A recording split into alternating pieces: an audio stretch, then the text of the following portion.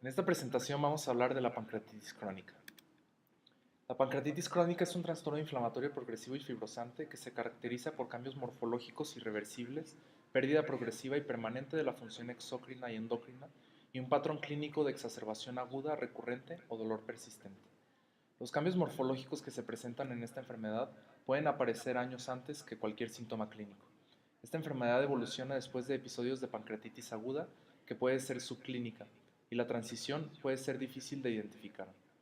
La prevalencia de la pancreatitis crónica sintomática en países de Occidente es de 25 a 30 por cada 100.000, con una incidencia de 3 a 9 casos por cada 100.000.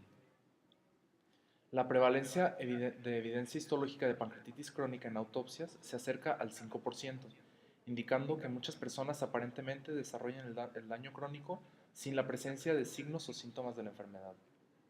Se puede desarrollar, como consecuencia del envejecimiento, otras enfermedades o exposición a toxinas como lo es el alcohol.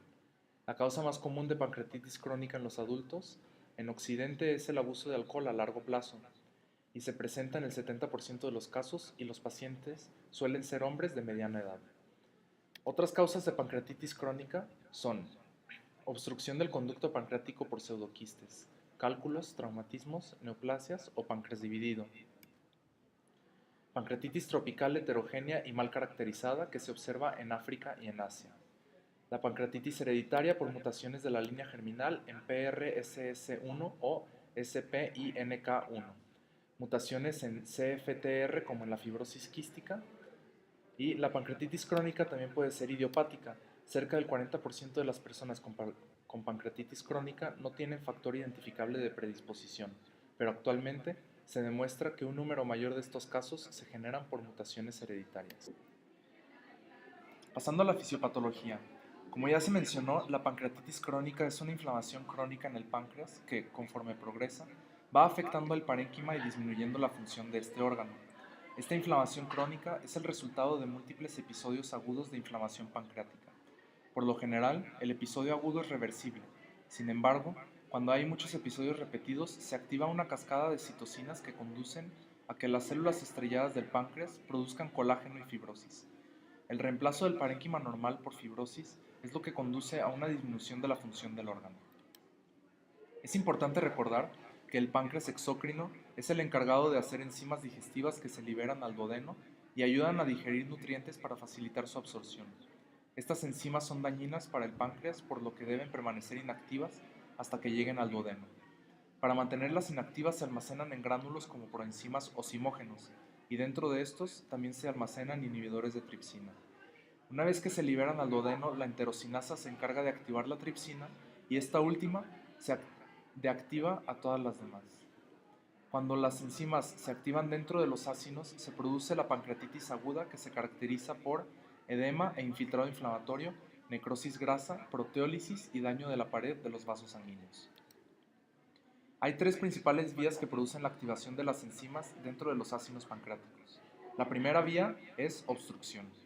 Esta puede ser causada por alcoholismo, hiperparatiroidismo, neoplasias, cálculos biliares, páncreas dividido, entre otras. La obstrucción del sistema ductal principal lleva a una alteración de la actividad secretora del páncreas y a un edema intersticial. El edema puede comprometer el flujo sanguíneo y producir isquemia. La isquemia daña a las células acinares y activación de las enzimas digestivas.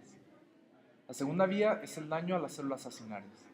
Este puede ser causado por alcohol, drogas, hipercalcemia, virus, isquemia, entre otras. El daño a las células acinares permite la salida de proenzimas digestivas y las hidrolasas lisosómicas al citoplasma celular, lo que facilita la activación de las enzimas digestivas. La tercera vía es defectos en el transporte intracelular. Estos pueden ser consecuencia del consumo crónico de alcohol, obstrucción del sistema ductal, entre otros. Un defecto en el transporte intracelular facilita que las proenzimas digestivas sean llevadas a los lisosomas en lugar de que se depositen en los gránulos zimógenos. Las hidrolasas lisosómicas activan a las enzimas digestivas. Todas estas vías llevan a la activación de las enzimas digestivas dentro del páncreas, y como dijimos en la diapositiva pasada, la activación de estas enzimas llevan a edema e infiltrado inflamatorio, proteólisis, necrosis grasa y daños a los vasos sanguíneos. Es importante observar cómo varios factores causales como el alcohol No activan solo una vía, sino que pueden activar varias vías. Algunas etiologías no utilizan estas vías para producir daño y la activación de las enzimas, como en el caso de la pancreatitis crónica hereditaria, en la que la activación de las enzimas se da por mutaciones de ciertos genes, como ya se ha mencionado. El gen del tripsinógeno catiónico PRSS1. La mutación de este gen impide que la tripsina se inactive por sí misma o por otras proteasas. Esto conduce a una activación descontrolada de las enzimas digestivas dentro del páncreas. El gen PSTI o SPINK1. La acción normal del SPINK1 es inhibir la acción de la tripsina. Cuando éste se encuentra mutado, la tripsina no puede ser inhibida, lo que conduce a una activación descontrolada dentro del páncreas. El gen del receptor transmembrana de fibrosis quística, que al mutarse, conduce a la obstrucción del sistema ductal principal. También se ha reportado que ciertas enfermedades autoinmunitarias, como el síndrome de Sjögren, artritis reumatoide y diabetes mellitus tipo 1, pueden producir una pancreatitis crónica a través de inmunoglobulina G4. Dentro de los factores clínicos, el síntoma más común es el dolor. Este por lo general se localiza en el epigastrio, aunque puede presentarse en todo el cuadrante superior derecho y o izquierdo. Con frecuencia, los pacientes refieren que el dolor penetra hacia la espalda. Es un dolor constante que puede durar horas o días y puede hacerse crónico. Este se exacerba tras la ingesta de alimentos y alcohol. Este se puede acompañar de náuseas, vómito y anorexia. Otra manifestación frecuente es la diarrea y estetorrea. Se refieren heces voluminosas de un mal olor y sueltas que tienen aspecto oleoso o grasoso. Esta comienza a manifestarse desde que la función exócrina ha disminuido hasta un 10%. Conforme la función exócrina disminuye, los pacientes comienzan a perder peso, en parte por mala absorción y también por la anorexia. En un 70% de los pacientes hay alteraciones en el metabolismo de la glucosa y solo en un 20% se desarrolla una diabetes franca. Por lo general, la pancreatitis crónica daña más al tejido acinar.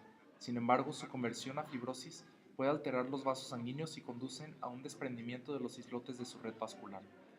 Se le conoce como diabetes apancreática o pancreatógena.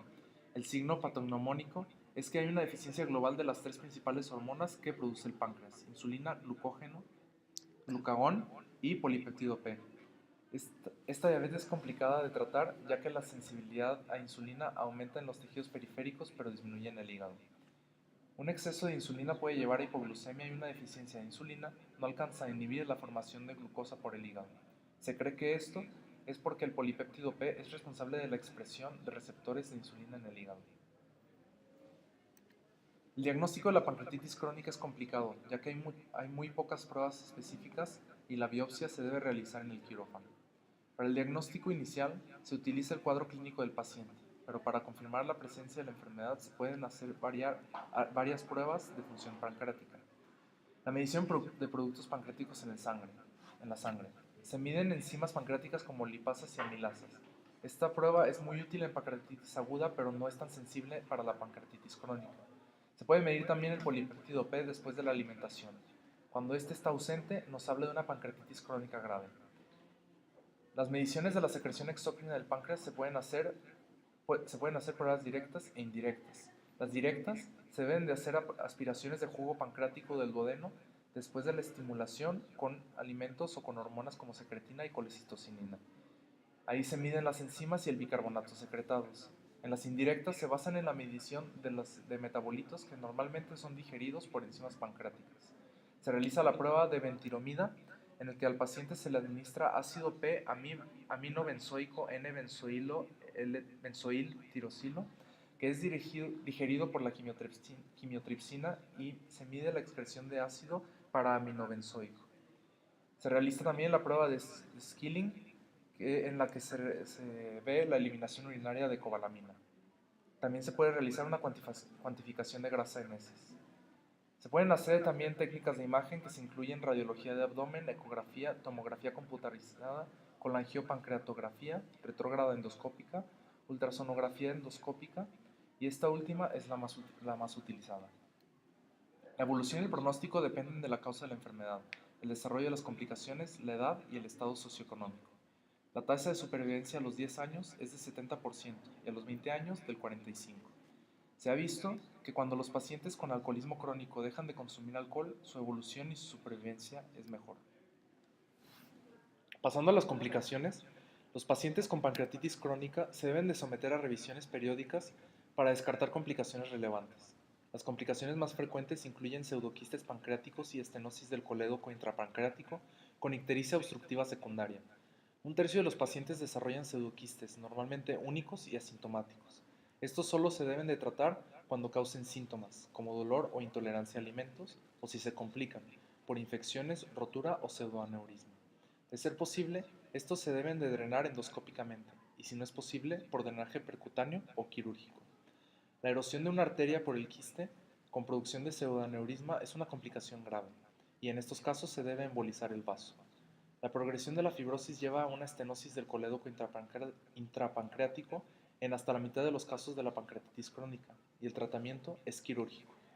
Otras complicaciones son poco frecuentes, menos del 5%, e incluyen la trombosis de la vena esplénica o portal, estenosis duodenal o abscesos pancreáticos. Es importante mencionar que la pancreatitis crónica es un factor de riesgo para el desarrollo de cáncer de páncreas, que alcanza hasta el 4% a los 20 años de diagnóstico de enfermedad. El riesgo de cáncer es mayor en la pancreatitis hereditaria, en quienes este puede llegar a ser tan alto como el 40 al 70%. Como tratamiento, el primer paso para el tratamiento de la pancreatitis crónica es cambiar el estilo de vida. Los pacientes deben de dejar de tomar alcohol y fumar, en caso de que aplique.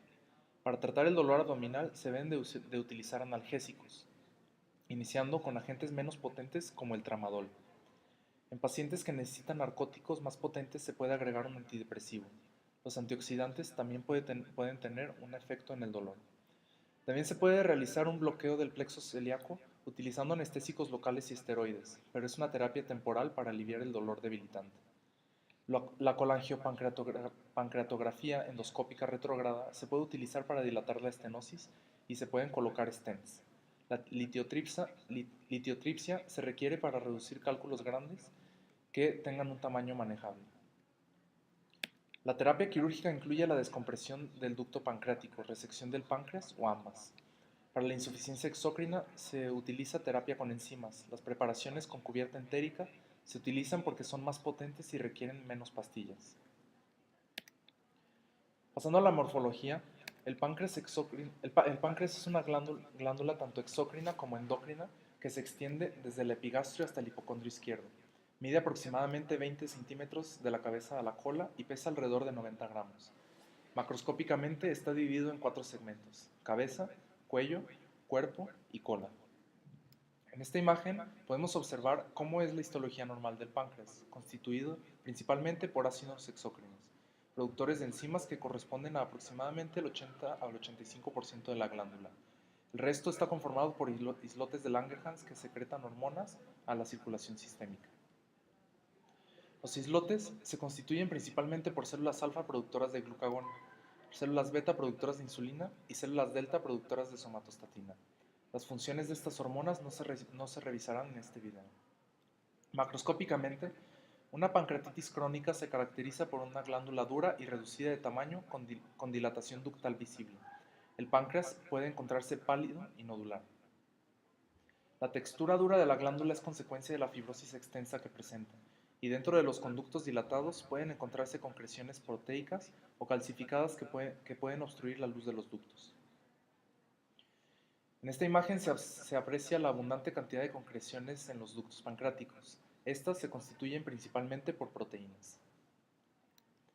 Bajo el microscopio de luz se aprecia un infiltrado inflamatorio crónico caracterizado por abundantes linfocitos alrededor de los lóbulos y los ductos. Microscópicamente, también se puede observar una dilatación de los ductos y su obstrucción por un material proteináceo y alino que puede o no estar calcificado, como se observa en esta imagen. La característica predominante es una fibrosis parenquimatosa con pérdida del número o reducción del tamaño de los acinos y conservación de los islotes de Langerhans, que persisten rodeados de un material esclerótico. Cuando el proceso es muy crónico pueden llegar a desaparecer, llevando a una insuficiencia pancreática total. Los acinos pancreáticos pueden estar completamente ausentes. El epitelio ductal se encuentra atrófico o hiperplásico con metaplasia escamosa prominente. La pancreatitis esclerosante linfoplasmocítica también conocida como autoinmunitaria, se caracteriza por un infiltrado inflamatorio mixto ductal central, venulitis y una abundante cantidad de células plasmáticas productoras de IgG4. Este tipo de pancreatitis responde al tratamiento con corticoides. En esta imagen se resumen las principales características morfológicas de una pancreatitis crónica. Se observa fibrosis y cicatrización. En los ductos pancreáticos se observa dilatación y estenosis, así como litos. Resumiendo la microscopía, se observa disminución de las células acinares, proliferación ductal, inflamación crónica, activación de células estrelladas productoras de colágeno y fibrina.